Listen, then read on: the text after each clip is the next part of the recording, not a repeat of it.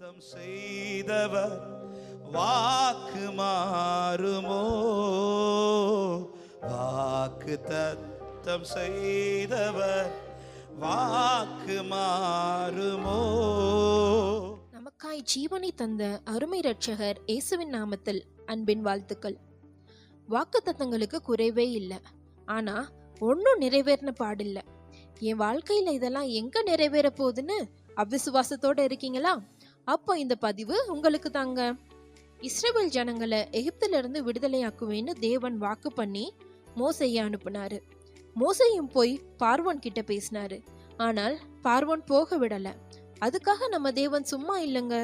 பார்வோனையும் எகிப்து தேசத்தையும் 10 வாதைகளினால வாதிச்சாரு.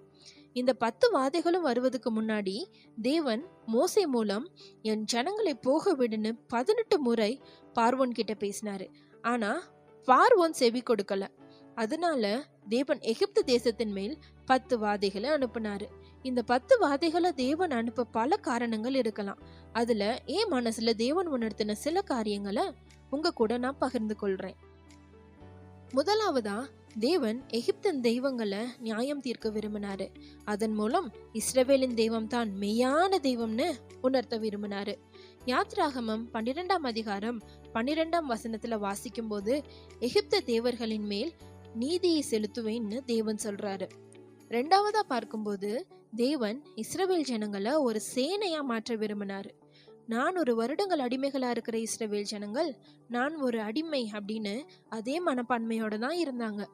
இதே அடிமை மனப்பான்மையோட அவங்கள எகிப்தில இருந்து வெளியே கொண்டு போனா அவங்களால எந்த ஒரு சின்ன போராட்டத்தையும் எதிர்கொள்ள முடியாம போயிடும். அதனால தான் அவர்களை பக்குவப்படுத்த தேவன் எகிப்தின் மேல் இந்த 10 வாதைகளை அனுப்பினாரு. வேத அறிஞர்கள் இந்த 10 வாதைகள் நடக்க சுமார் 1 வருடம் ஆச்சுன்னு சொல்றாங்க. எகிப்துல பார்வோனுமே ஒரு தெய்வமா தான் பார்க்கப்பட்டார். இந்த 10 வாதைகள் மூலம் தேவன் பார்வோன் மேலும் அதிகாரம் உள்ளவர்னு இஸ்ரவேல் ஜனங்களுக்கு புரிய வச்சாரு. யெகோவா தான் ஒரே தெய்வம்னு உணர வச்சாரு. அது போல தாங்க உங்க வாழ்க்கையிலையும் சில நேரங்கள்ல வாக்குத்தத்தங்கள் தாமதமாகலாம். ஆனா தேவன் நமக்காக ஏதோ பெருசா செஞ்சுட்டு இருக்காருன்னு மறக்காதீங்க.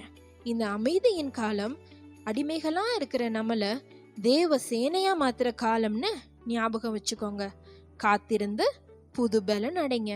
வாக்குத்தத்தம் நிறைவேறுற காலம் சமீபமாயிடுச்சு. அவிசுவாசியா இராம விசுவாசியா இருங்க.